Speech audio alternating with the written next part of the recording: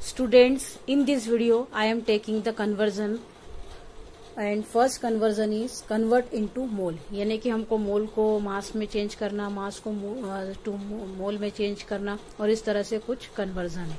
और इनकी ट्रिक दी है क्योंकि अभी जो न्यू पॉलिसी है उसके अकॉर्डिंग हमें बहुत ज्यादा जंपिंग मेथड से, यानी कि हम कह सकते हैं कि ट्रिक से हमको पढ़ना पड़ेगा क्योंकि कुछ ऑब्जेक्टिव टाइप के क्वेश्चंस भी उनमें आएंगे, तो हमें इतना टाइम नहीं रहेगा कि हम सभी क्वेश्चंस को सॉल्व कर सके।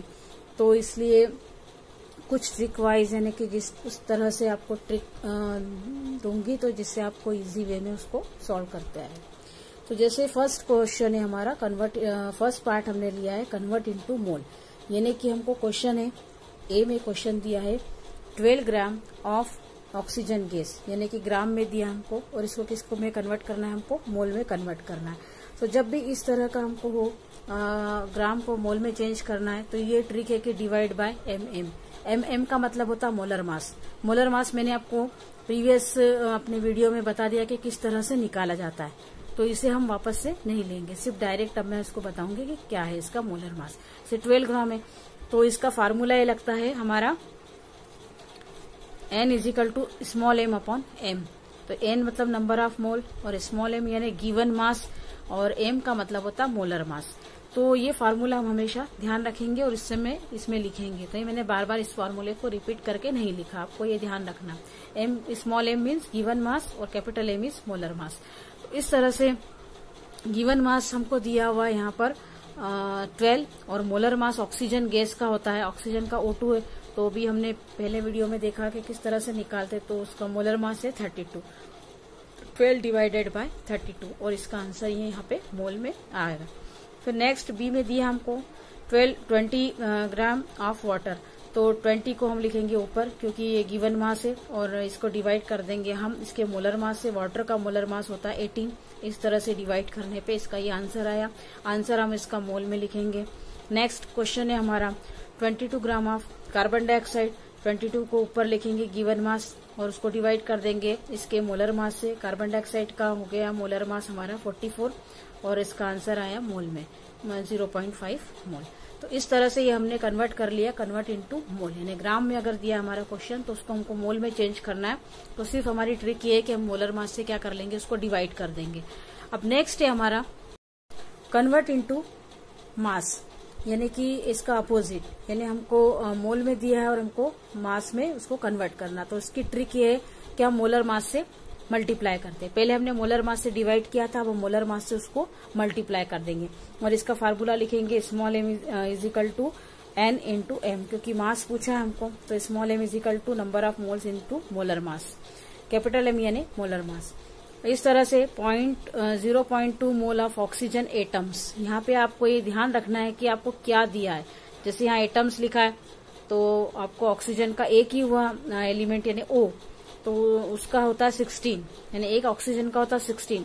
अगर यहाँ पे ऑक्सीजन गैस दी जाती तो ऑक्सीजन गैस का फार्मूला हुआ हमारा O2, तो इसका मतलब हमको क्या करना पड़ेगा, इस तरह से हम O2 लिखेंगे और 16 इंटू 2 कर देंगे तो हमारा आ जाएगा यहाँ पर 32। इस तरह से ये मैं पहले बता चुकी हूँ 32 ऑक्सीजन गैस का कैसे आता है। तो यहाँ पर हमको एटम दिया है तो हमको सिर्फ एक ही ऑक्सीजन लेना है, एक ही एटम लेना है, तो उसका होता है 16। हमें पता है कि एटम का ऑक्सीजन एटम का हमने पहले पढ़ रखा है कि इसका मोलिकुलर मास होता है 16, तो यहाँ पे 16 आया। फिर हमने ये फार्मूला जब भी इस तरह से दिया है मोल तो बस उसका मल्टीप्लाई कर देंगे मोलर मास में। तो 0.2 गिवन मास का गिवन मोल का हम किस में कर देंगे मल्टीप्लाई, इसमें मॉलिकुलर मास में। तो 16 इंटू 0.2, तो ये हमारा जो आंसर आया, ये मास हमेशा आता है हमारा ग्राम में, तो जो भी आया आंसर हमने जी लिखा है। नेक्स्ट क्वेश्चन है 0.5 मोल ऑफ वाटर मॉलिक्यूल्स, इसको हमें मास इसका मास निकालना है। तो फिर से हम इसका मोलर मास से मल्टीप्लाई कर देंगे, जो भी हमको गिवन दिया है मोल उसमें हम, इसका 18 होता है वाटर मॉलिक्यूल का, तो 18 से हमने मल्टीप्लाई कर दिया तो इसका आंसर ये आया ग्राम में। इस तरह से ये हमारे दो तरह के जो सम्स है, दो तरह के जो मैक्सिमम इसमें ऑब्जेक्टिव में और ये पूछे जाते हैं, तो ये बहुत इंपॉर्टेंट है, आपको ये इजी वे में करना है। थर्ड टाइप का जो हमारा सम होता है वो होता है calculate the number of molecule. अगर इस तरह का दिया जिसमें नंबर्स ऑफ मॉलिक्यूल दिया है आपको क्वेश्चन में, तो इसमें दिया है हमको, तो बस हमें नंबर ऑफ मॉलिक्यूल, तो नंबर ऑफ मोल वाला हमें पता है कि हमको मॉलिक्यूलर मास से क्या करते हैं, उसको डिवाइड करते हैं। यहाँ तक तो हमारा हम एज इट इज करेंगे, सिर्फ जब भी नंबर दिया है तो उसको एवोगैड्रो नंबर से मल्टीप्लाई कर देंगे।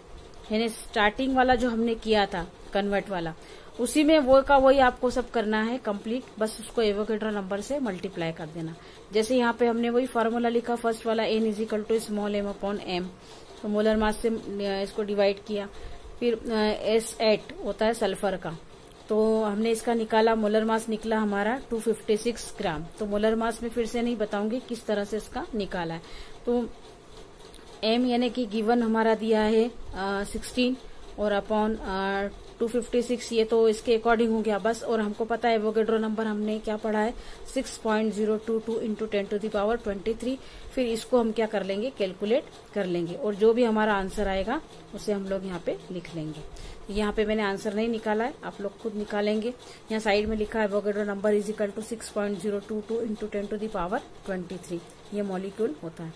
तो आपको इस तरह का अगर कोई सम आता है जिसमें नंबर ऑफ मॉलिक्यूल है, तो आपको पूरा सेम एज इट इज करना है जो हमने फर्स्ट वाला ट्रिक से किया था, बस उसमें आपको एवोगैड्रो नंबर का मल्टीप्लाई कर देना है। ओके।